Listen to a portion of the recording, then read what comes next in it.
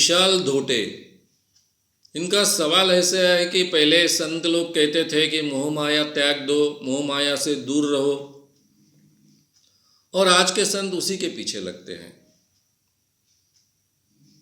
तो ऐसा क्यों? देखिए, पुराने जिन लोगों ने बहुत अच्छा काम किया है उन्हीं को हम संत कैटेगरी में डालते हैं।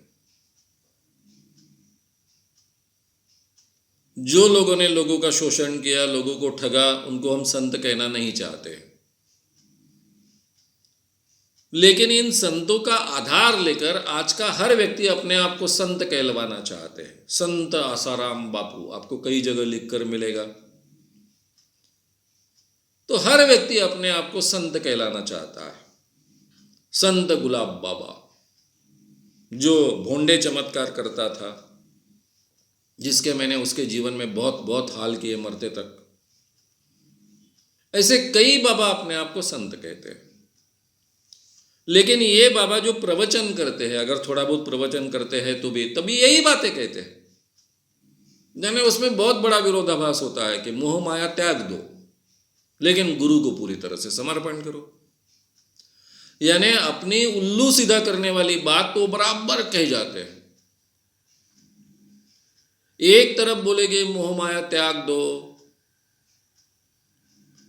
काम वासना बहुत बुरी चीज है, काम वासना से दूर रहना चाहिए, गुरु को अपने आप को पूरी तरह से समर्पित करना चाहिए, गुरु की सेवा करनी चाहिए। ये गुरु की बहुत भला मन करते हैं ताकि लोग उनके चरणों पर बार बार माथा टेके, उनको पूरी तरह से समर्पण कर दे, और उसके बाद में उनका शोषण, पुरुष है तो आर्थिक शोषण, और स्त्री है तो उसका शारीरिक शोषण करने का अवसर प्राप्त हो। और ये लोग बड़े पैमाने पर ये सब बातें करते हैं। इनके जो भी प्रवचन है वो एक बार सुनेंगे तो आप एक तरफ मोह माया त्याग दो ये भी रहेगा, और दूसरी तरफ श्री कृष्ण की लीला भी बड़े वर्णन कर कर कर कर कहेंगे। फिर धीरे से हम कृष्ण हैं ये भी जाहिर कर देंगे, ताकि जब कोई स्त्री उनके साथ में लीला करती है तो उसमें गिल्ड कॉम्प्लेक्स ना निर्माण। वो तो कृष्ण भगवान के साथ में लीला कर रही है, रास लीला रचा रही है, तो इसमें गलत तो कुछ है नहीं। भगवान कृष्ण ने भी यही किया था। इस ढंग से ये बातें उनके दिमाग में डाली जाती है। और वैसे इन प्रवचनों में संख्या जो ज़्यादा होती है वो स्त्रियों की ज़्यादा होती है। अगर पुरुष अपने आप को ये बाबा है, संत कहलवाता है, तो ये बड़े पैमाने पर स्त्रियों को ठगने के लिए, स्त्रियों का शोषण करने के लिए बराबर जाल बिछाते जाता है। बारीकी से इनके प्रवचन सुने तो ध्यान में आता है कि ये कैसे जाल बिछाते जाते हैं। अब मैं कई इन बाबाओं के प्रवचन सुनते आया हूँ, वो बारीकियों को टीपते आया हूँ, किस ढंग से स्त्रियों को प्रवृत्त करते जाते हैं। पहले से मानसिक दृष्टि से उनकी तैयारी करवा लेते हैं, और बाद में जब कभी वो उस स्त्री को पकड़ते हैं तो उस स्त्री को लगता है कि मुझ पर तो कृपा हो रही है, और मैक्सिमम स्त्रियां विरोध न करते हुए ही बाबा को सरेंडर हो जाती है, क्योंकि उसके पहले ही उस ढंग की भावना उनके मन में ये लोग डाल देते हैं। और वैसे भी जिस ढंग का ऑरा इन बाबाओं के पीछे खड़ा किया जाता है, यानी ऑरा नाम की कोई चीज़ नहीं होती है, लेकिन एक वातावरण तैयार किया जाता है, एक अद्भुत वातावरण तैयार किया जाता है, एक चमत्कारी वातावरण तैयार किया जाता है कि प्रत्यक्ष ये भगवान के अवतार है। अलग अलग भक्त अपने अलौकिक या फिर अद्भुत अनुभव लोगों को बताते रहते हैं। इसमें से स्त्री के लिए और उसके पीछे बहुत बड़ा हुजूम होता है लोगों का। लोग तरसते हैं उनके चरणों पर माथा टेकने के लिए। ये सब वातावरण देखकर पहले ही वो स्त्री बहुत अभिभूत होती है, और उसके बाद में उसका शोषण करना संभव हो जाता है। और ये लोग उसको भोग लेना नहीं बोलते हैं, उसको कृपा प्रसाद बोलते हैं, भगवान की कृपा बोलते हैं, भगवान कृष्ण की रासलीला बोलते हैं। तो इसलिए उसमें से कोई गिल्ट कॉम्प्लेक्स भी तैयार नहीं होता है। इस ढंग से ये वातावरण तैयार करते हैं। और फिर मैंने बहुत विस्तार से सीरीज़ ली है, तो आपके ध्यान में आएगा, बाबा और स्त्रियाँ ये विषय लेकर बहुत विस्तार से आपके सामने बातें रखी है। यूट्यूब चैनल पर कई भाषण इस विषय पर के अपलोडेड है, सीरीज़ की सीरीज़ है। उसमें आपके ध्यान में आएगा कि इसमें स्त्रियों में आपस में होड़ लगती है कि बाबा को कौन ज़्यादा तृप्त करेगा, बाबा के नज़दीक कौन ज़्यादा पहुँचेगा, और उसके लिए वही उनमें एक कॉकस बनता है, और अलग अलग स्त्रियों को, अलग अलग लड़कियों को खींचते रहती है ताकि बाबा प्रसन्न हो, बाबा अपने साथ भी संबंध बनाए रखे। इसलिए फिर अलग अलग स्त्रियां, अलग अलग लड़कियां पहुंचाने का काम भी आगे चलकर ये स्त्रियां करते रहती है। यानी वो भक्त से पिम कब बनी ये उनके भी ध्यान में नहीं आता है।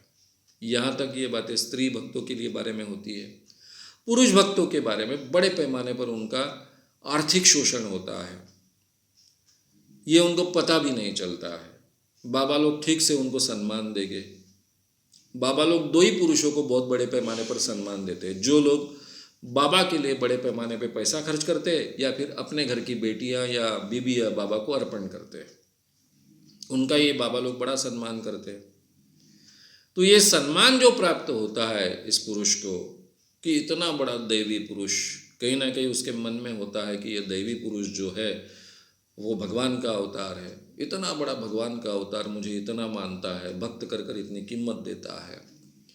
ये उसके प्रतिष्ठा का विषय होता है, सम्मान का विषय होता है, और वो धीरे धीरे इसका दलाल बन जाता है और बाकी पैसे वालों को बराबर खींच कर लाता है।